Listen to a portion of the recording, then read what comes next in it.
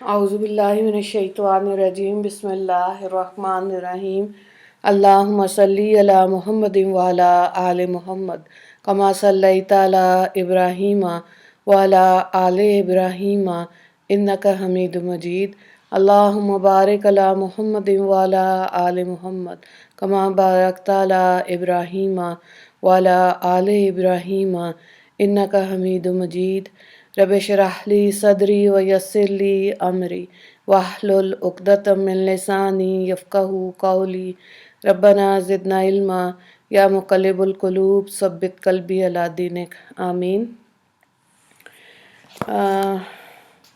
سورہ کہف ہم کر رہے ہیں اور اس کا رکوع نمبر 5 آج ہم کریں گے۔ پارہ نمبر 15 ہے اور آیت نمبر 32 سے دیکھیں۔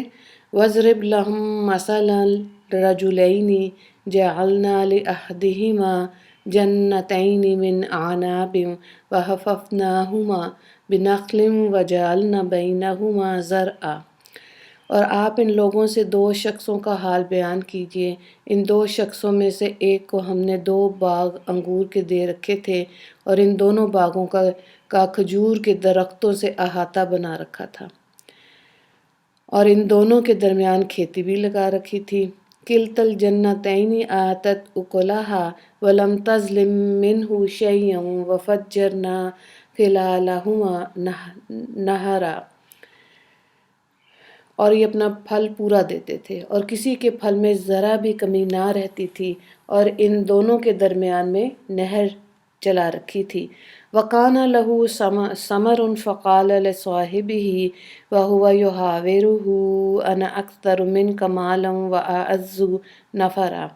اور اس شخص کے پاس اور بھی دولت کا سامان تھا، سو ایک بار اپنے اس دوسرے ملاقاتی سے ادھر ادھر کی باتیں کرتے کرتے کہنے لگا، وَدَخَلَ جَنَّتَهُ وَهُوَ ظَالِمٌ لِنَفْسِهِ قَالَ مَا أَظُنُّ أَن تَبِيدَ هَٰذِهِ أَبَدًا۔ کہ میں تجھ سے مال میں زیادہ ہوں اور مجمع میں بھی میں زبردست ہوں۔ اور وہ اپنے اور جرم میں قائم ہوا اور اپنے باغ میں پہنچا اور کہنے لگا کہ میرا خیال نہیں کہ یہ باغ میرے حیات میں کبھی بھی برباد ہوگا۔ وَمَا أَظُنُّ السَّاعَةَ قَائِمَةً وَلَئِن رُدِدتُّ إِلَىٰ رَبِّي لَأَجِدَنَّ خَيْرًا مِّنْهَا مُنقَلِبًا۔ اور میں قیامت کو نہیں خیال کرتا کہ وہ آئے گی، اور اگر میں اپنے رب کے پاس پہنچایا گیا تو ضرور اس باغ سے بہت زیادہ اچھی جگہ مجھ کو ملے گی۔ تو یہاں پہ 2 باغ والوں کا قصہ بتایا گیا کہ دونوں کے باغ تھے اور ایک کے پاس باغ میں زیادہ ریل پیل ہریالی تھی، پھل بھی زیادہ تھا، اور اس نے یہ گمان کیا کہ اس کو تو کوئی بھی نہیں برباد کر سکا۔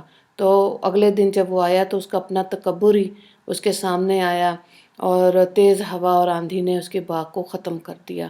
یعنی کہ تکبر اور بڑائی اور دوسرے کی حوصلہ شکنی کرنا یہ اللہ رب العزت کو بالکل نہیں اچھا لگتا۔ تو یہ قصہ قرآن پاک میں بہت مجمل آیا، اس میں اہل قصے کا نام و نشان نہیں بتایا، اس لیے بعض مفسرین نے اس کو فرضی قصہ کہا ہے جو محض تمثیل و تشبیہ کے لیے لایا گیا۔ بعض مفسرین کا قول ہے کہ جن 2 بھائیوں یا ساتھیوں کی تشبیہ دی ہے وہ واقعی موجود تھے۔ تو علماء کے اس میں مختلف قول ہیں۔ مثال کا فائدہ بہرحال حاصل ہے، جس میں کافر غنی اور مومن فقیر کی مثال دے کر دنیا کی بے ثباتی، کفر تکبر کی بد انجامی اور ایمان اور تقوی کی مقبولیت پہ متنبع کرنا ہے۔ اس مثال سے دیندار مسلمانوں کو تسلی دینی مقصود ہے کہ ناداری کا غم نہ کریں اور حصول دولت پر شکر کریں۔ کفار کو تنبیہ ہے کہ دنیاوی عیش پر مغرور نہ ہوں، یہ ناپائیدار چیزیں ہیں۔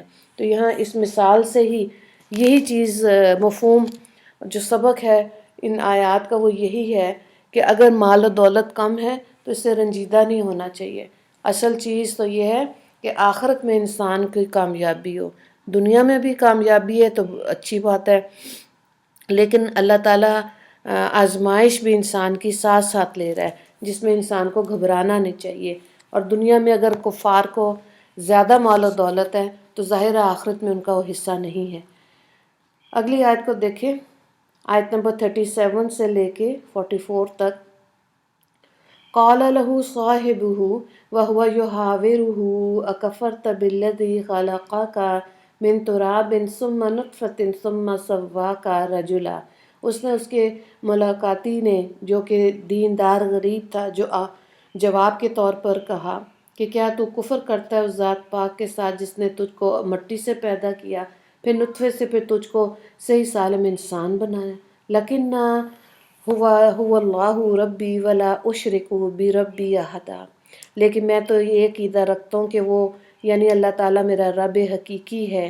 ولولا اذ دخلت جنتک قلت ما شاء اللہ لا قوة الا باللہ ان ترانی انا اقل منک مالا وولدا۔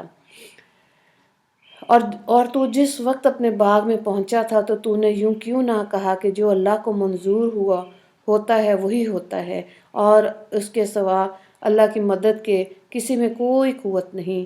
فَعَسَىٰ رَبِّي أَن يُؤْتِيَانِ خَيْرًا مِّن جَنَّتِكَ وَيُرْسِلَ عَلَيْهَا حُسْبَانًا مِّنَ السَّمَاءِ فَتُصْبِحَ صَعِيدًا زَلَقًا۔ اور مجھ کو وہ وقت نزدیک معلوم ہوتا ہے کہ میرا رب تجھ کو تیرے باغ سے زیادہ اچھا باغ دے اور تیرے باغ پر کوئی تقدیری آفت آسمان سے بھیج دے جس سے وہ باغ دفعتاً ایک صاف میدان ہو کر رہ جائے۔ او یصبح ماؤها غورا فلن تستطیع له طلبا، یا اس سے اس کا پانی اندر زمین میں اتر کر خشک ہو جائے۔ وَأُحِيطَ بِثَمَرِهِ فَأَصْبَحَ يُقَلِّبُ كَفَّيْهِ عَلَىٰ مَا أَنفَقَ فِيهَا وَهِيَ خَاوِيَةٌ عَلَىٰ عُرُوشِهَا وَيَقُولُ يَا لَيْتَنِي لَمْ أُشْرِكْ بِرَبِّي أَحَدًا۔ اور اس شخص کے سامنے دولت کو آفت نے آ گھیرا، پھر اس نے جو کچھ اس باغ پر خرچ کیا تھا اس پر ہاتھ ملتا رہ گیا، اور وہ باغ اپنی بیلوں پر گرا ہوا تھا، اور کہنے لگا کیا خوب ہوتا کہ میں اپنے رب کے ساتھ کسی کو شریک نہ ٹھہراتا۔ وَلَمْ تَكُن لَّهُ فِئَةٌ يَنصُرُونَهُ مِن دُونِ اللَّهِ وَمَا كَانَ مُنتَصِرًا هُنَالِكَ الْوَلَایَةُ لِلَّهِ الْحَقِّ هُوَ خَیْرٌ ثَوَابًا وَخَیْرٌ عُقْبًا۔ اور اس کے پاس کوئی ایسا مجمع نہ ہوا کہ اللہ کے سوا اس کی مدد کرتا، اور نہ وہ خود ہم سے بدلہ لے سکا۔ ایسے موقع پر مدد کرنا اللہ برحق ہی کا کام ہے، اسی کا ثواب سب سے اچھا اور اسی کا نتیجہ سب سے اچھا۔ تو یہاں پہ ان آیات میں اس واقعے سے کچھ عبرتیں اور نصیحتیں ملتی ہیں۔ وہ دیکھیں کہ ایک تو یہ کہ انسان کو یہ اچھی طرح سمجھ لینا چاہیے کہ دنیا میں اسے جو نعمتیں مل رہی ہیں وہ اللہ تعالیٰ کی طرف سے مل رہی ہیں۔ دوسرا، اپنے مال و دولت، ساز و سامان پر اترانا اور فخر کرنا، تکبر کرنا، یہ خالصتاً کافرانہ خصلت ہے، لہٰذا مومن کی یہ شان ہی نہیں ہو سکتی۔ تیسرا یہ کہ اہل ایمان کو اس سے یہ تعلیم اور تلقین ملتی ہے کہ اپنی ناداری اور محتاجی کا غم نہ کریں، کافروں کی دولت مندی، راحت کی تمنا نہ کریں۔ نمبر 4 یہ کہ غرور اور تکبر سے اکثر و بیشتر مال اور دولت برباد ہو جاتا ہے، تو مادی اسباب کو کارساز سمجھنا اور اس پر بھروسہ کرنا نہیں چاہیے۔ 5ویں چیز یہ ہے کہ دولت کی فراوانی، اولاد کی کثرت اور طاقت دیکھ کر ماشاء اللہ لا قوت الا باللہ کہنے اور اس کے مفہوم کا یقین رکھنے کی ضمناً ہدایت دی گئی۔ اور 6ٹھی چیز یہ بتائی گئی کہ یہاں اس مثال میں اس کافر متکبر نے آخر میں اظہار حسرت کی۔ یہی حال تمام کفار مشرکین کا ہوگا کہ جب یہ دنیا تباہ ہو جائے گی اور انسان اپنے انجام کو پہنچے گا اور آخرت میں جب اٹھے گا تو کافر حسرت کریں گے کہ انہوں نے زندگی میں اس موقع سے فائدہ نہیں اٹھایا، اور وہ ان کے لیے حسرت کا سبب بنے گی۔ 7ویں چیز کیا ہے کہ اس پورے قصے سے قیامت کی حقانیت بھی ثابت ہے کہ ظاہر ہے اس دنیا میں جب انسان کو اللہ نے بھیجا تو یہاں یہ اس کی آزمائش کی جگہ ہے، یہ اس کی امتحان کی جگہ ہے، تو اس امتحان کو پورا کرنا اور آخرت میں اجر کو تبھی اس کو ملے گا۔ یہ ایسا باریک سا نقطہ ہے کہ اگر اس کو جلدی سمجھ آ جائے انسان کو تو وہ جلدی اللہ سے رجوع کرے گا، اور کیونکہ تقدیر لکھی جا چکی تھی اسی لیے تقدیر کے پر اس کو اس پہ وہ راضی ہوگا۔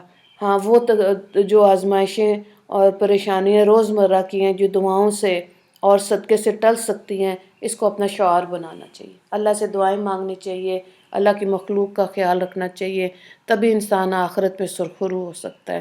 تو اللہ تعالیٰ ہمیں اس نقطے کی سمجھ عطا فرمائے اور شریعت پر عمل کرنے کی اللہ ہمیں توفیق عطا فرمائے۔ یہاں پر ایک ہی سوال ہے، آیت نمبر 39، باغ والے قصے سے کیا سبق ملا؟ ٹھیک ہے، دعا کر لیتے ہیں۔ اللہ تبارک و تعالیٰ اپنی نعمتوں کا ہم کو حقیقی شکر گزار بندہ بنا کر رکھے، اور دنیا کی ہر ایک نعمت جو ہم کو عطا فرمائی اس کو آخرت رب کی رضا حاصل کرنے کا ذریعہ بنائے۔